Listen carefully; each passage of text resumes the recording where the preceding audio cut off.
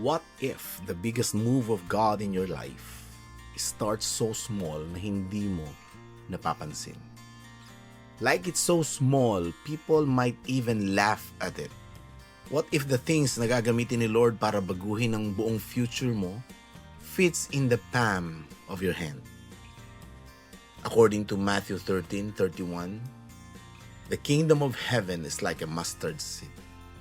Alam mo ba kung gaano kaliit ang mustard seed? Parang tuldok lang sa kamay mo. Kung mahulog yun sa sahig, good luck finding it.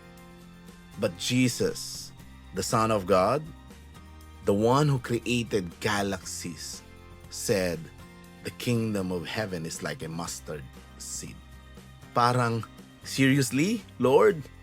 Out of all things, why compare your kingdom to something so unimpressive? Because that's the thing. The kingdom often starts in ways the world calls insignificant. A conversation over coffee, a child's prayer before bed, a decision to forgive when no one's watching. At first, walang nakakakita. At first, walang pumapalakpak. At first, parang walang nangyari. Pero kapag tinanim mo, kapag binigay mo kay Lord, lalaki, lalago, at magiging punong kayang magbigay ng lilim sa pagod, tahanan sa nawawala, at pagkain sa gutom. Ganyan gumalaw ang kingdom. Hindi laging halata, hindi flashy, pero it carries life. A short text of encouragement sa taong discouraged. A quick prayer para sa kaibigan mong dumadaan sa trial. One act of kindness sa stranger. Pagbubuhat ng grocery ng nakakatanda. Pagbibigay ng pagkain sa walang makain. Pagbibigay ng tubig sa nauuhaw. Pagbibigay ng hustisya sa nangangailangan. You think it's small? But in the kingdom, it is a seed. And seeds grow.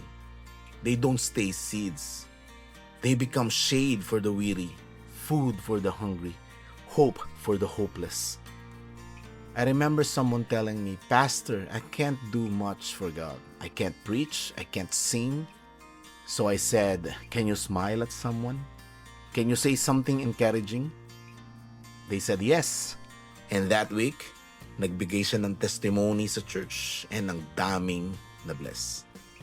That person didn't quit. That's mustard seed moment. Maybe God is asking you to plant something today. It's not about the size. It's about obedience. It's not about you. It's about the King. Kasi sa kingdom ng Diyos, walang maliit na bagay na walang halaga. Walang aksyon na invisible kay God. At walang seed na tinanim mo sa kanyang pangalan, sa kanyang kaharian, na hindi nagbubunga. Dahil ang lahat ay pag-aari ng King. Lahat ay pag-aari ng iyong Ama. May mustard seed ba ngayon sa kamay mo na gustong ipatanim ng Diyos? Or are you waiting for something big? When all along, He's waiting for you to start small. Maraming salamat sa pakikinig. Ito nga po pala si Pastor Hamir. Hanggang sa muli.